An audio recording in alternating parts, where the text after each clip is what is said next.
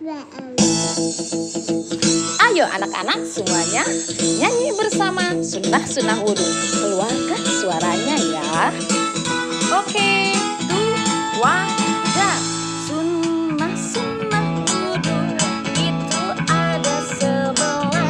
Membaca basmalah, menghadap ke kiblat, menggosok gigi, basuh pergelangan tangan, berkumur 3 kali, menghirup air ke hidung 3 kali, mendahulukan yang kanan dari kiri, membersihkan sela-sela jari, membersihkan jenggot yang lebar.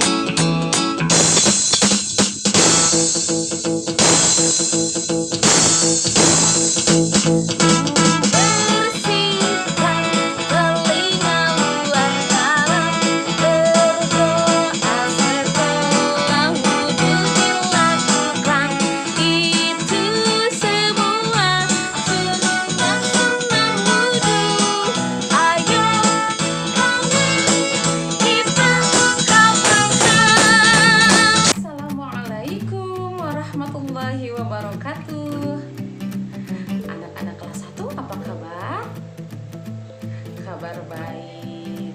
Yang hari ini sedang sakit, kita doakan semoga lekas sembuh dan sehat lagi, bisa belajar lagi bersama ya.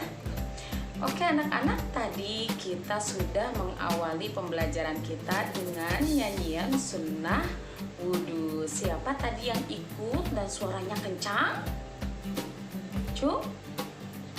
Oke, sama. Ibu juga tadi ikutan kok. Ya. Nah, masih hafal kan tentang sunnah wudhu? Oke, kalau urutan wudhu masih hafal gak? Anak-anak, hari ini kita akan belajar materi baru di pelajaran fikih ini, yaitu tentang syarat wudhu. Nah, minggu lalu kita sudah belajar tentang urutan wudhu, sunnah wudhu, rukun wudhu. Nah, sekarang kita belajar tentang syarat-syarat wudhu. Sebelum kita mulai pembelajarannya, kita baca doa dulu yuk. Kita mohon kepada Allah supaya kita diberikan kemudahan dalam menerima ilmu, kita diberikan kelancaran serta pemahaman yang baik ya, dan dimampukan untuk mengamalkannya dalam kehidupan sehari-hari. Yuk kita baca basmalah bersama-sama.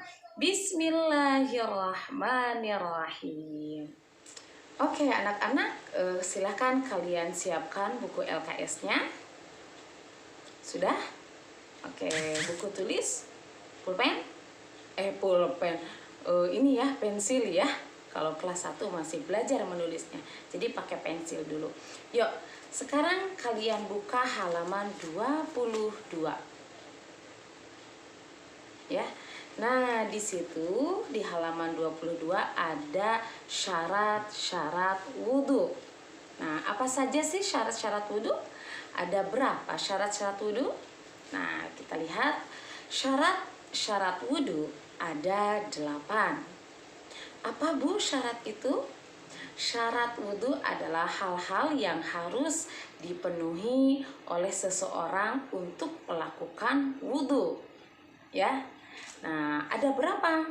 Ada 8. Yuk, kita kupas satu-satu ya. Kita bahas semuanya. Yang pertama, syaratnya untuk berwudhu yaitu beragama Islam. Jadi, wudhu hanya dilakukan oleh orang yang beragama Islam. Orang yang bukan beragama Islam tidak diwajibkan untuk berwudhu. Ya. Kemudian yang kedua, tamyiz. Tamyiz itu artinya bisa membedakan mana yang baik dan mana yang buruk. Nah, kemudian yang ketiga, suci dari darah haid dan nifas. Ini khusus untuk perempuan seperti ibu, kemudian bunda, mama ya, dan kakak kalian yang sudah besar. Nah, itu setiap bulan pasti mengalami masa haid. Masa haid itu masa di mana seorang wanita diberi keistimewaan oleh Allah untuk istirahat dulu, tidak melakukan sholat, tidak melakukan puasa, ya, bahkan wudhu juga tidak diwajibkan. Nah, kenapa? Karena dalam keadaan tidak suci, ya. Kok tidak suci, Bu? Nah, karena terjadi halangan, ya, ada darah yang keluar dari rahimnya sehingga tidak boleh melakukan kewajiban-kewajiban yang ada di dalam agama Islam seperti sholat dan puasa. Begitu juga wudhu. Ayo kita lanjutkan. Yang keempat, tidak ada penghalang ya antara kulit dengan air wudhu atau kuku dengan air wudhu. Nah, jadi kalau kalian atau ibu atau bunda yang kukunya selalu dihiasi oleh cat kuku, ya, kutek. Nah, kuteknya yang terbuat dari cat, bukan dari pacar Arab. Kalau pacar Arab itu menyerap ke dalam kuku, jadi boleh ya. Wudhu ada pacar Arabnya di sini boleh untuk berwudhu. Tapi kalau menggunakan cat kuku, maka sebelum wudhu harus dibersihkan dulu. Ya, catnya dibersihkan. Kenapa catnya harus dibersihkan? Supaya air wudhunya masuk mengenai kuku itu sendiri. Kalau menggunakan cat, air wudhunya nggak sampai ke kuku, sampainya hanya ke catnya saja. Nah, jadi harus dibersihkan ya. Begitupun kalau di kulitnya ada coretan bekas pulpen. Udah main-main sama adik, sama kakak, kulitnya kena pulpen atau spidol. Dibersihkan dulu, baru melakukan wudhu. Yang kelima, menggunakan air suci dan menyucikan. Nah, jadi wudhu itu harus menggunakan air yang suci dan menyucikan, ya. Artinya karena tidak semua air itu bisa digunakan untuk berwudhu. Ada 7 macam air yang bisa digunakan untuk berwudhu. Apa saja? Nah, nanti setelah pembahasan syarat wudhu, Ibu kasih materinya. Ya. Kemudian yang keenam, mengetahui rukun-rukun wudhu. Nah, kita sudah belajar kemarin ya, apa saja rukun wudhu itu. Jadi kemarin rukun wudhu ada berapa? Ya, betul, ada 6. Nah, kemudian yang ketujuh, mengetahui mana yang rukun wudhu dan mana yang sunnah wudhu. Ini juga sudah kita pelajari ya. Kemarin sunnah wudhu ada 11, rukun wudhu ada 6. Nah, kita sudah bisa membedakannya. Nah, maka kita sudah memenuhi syarat wudhu. Yang terakhir, telah memasuki waktu. Telah masuk waktu itu artinya jika kita mau berwudhu, wudhu itu kan yang wajib dilakukan ketika kita mau melakukan sholat wajib ya, subuh, zuhur, asar, maghrib, isya. Sebelum sholat maka kita harus melakukan wudhu.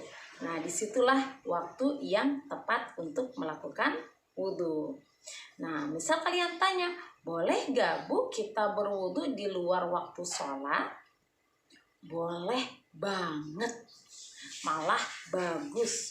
Misal kamu mau tidur, sebelum tidur kamu wudhu dulu, keren. Kamu mau jalan-jalan keluar, kamu wudhu dulu, mantap ya. Dapat pahala, dapat nilai plus dari Allah. Nah, begitulah anak-anak semuanya. Jadi syarat wudhu tadi ada berapa? ada 8. Yuk kita cek satu-satu ya. Syarat wudhu ada 8. 1, beragama Islam. Yang kedua, tamyiz. Ketiga, suci dari haid dan nifas. Keempat, tidak ada penghalang antara air wudhu dengan kulit dan kuku. Kelima, menggunakan air suci dan menyucikan. Keenam, mengetahui rukun wudhu. Ketujuh, bisa membedakan mana rukun dan mana yang sunnah. Terakhir 8. Telah masuk waktu. Sip, keren semuanya. Jangan lupa dicatat ya, supaya ingat. Oke anak-anak, sekarang Ibu kasih bonus materi hari ini. Apa bonus materinya? Bonus materinya Ibu akan memberikan tentang 7 macam air suci dan menyucikan. Jadi tidak semua air itu dapat digunakan untuk bersuci ya. Hanya ada 7 air yang bisa untuk digunakan untuk bersuci. Bersuci itu apa? Digunakan untuk berwudu atau digunakan untuk mandi besar. Nah, apa saja 7 air itu? Yuk, lihat samping. Pertama, air hujan. Kedua, air laut. Nah, ketiga, air sungai, ya, sungai yang mengalir. Kemudian yang keempat, air sumur. Yang kelima, air dari mata air. Air mata air biasanya ada di pegunungan ya. Di gunung-gunung itu suka ada mata air. Nah, itu boleh dipakai untuk berwudu. Kemudian air salju. Air salju gimana caranya, Bu? Nah, saljunya diambil, ditaruh di sebuah wadah ya. Kemudian didiamkan biar mencair. Setelah jadi air baru pakai untuk berwudu. Dan yang ketujuh terakhir, air embun. Air embun itu apa? Air embun itu biasanya ada di daun ya. Daun-daun kalau pagi hari, nah itu suka ada tetes-tetes air di atas daun. Nah, itu namanya air embun. Boleh dipakai untuk berwudu? Boleh. Ya, nah termasuk air sungai juga ada nih, air terjun. Ya, kamu kalau pergi ke daerah pegunungan itu ada juga, selain ada mata air, ada juga air terjun. Nah, air terjun boleh dipakai untuk berwudu dan itu suci. Ya, suci dan menyuci. Nah, kalau di kamar mandi kamu pakai air apa? Di rumah kamu wudu pakai air apa? Ya, air sumur. Ada yang pakai air sumur, ada yang pakai air PDAM ya. Air PDAM itu boleh nggak? Boleh dong. Nah, hari ini materinya cukup sampai di sini. Yuk, kita ingat lagi. Tadi kita belajar tentang apa? Ada 2 materi. Pertama tentang syarat-syarat wudu, dan yang kedua barusan tentang macam-macam air suci dan menyucikan. Diingat-ingat ya. Semoga ilmu yang kalian dapat hari ini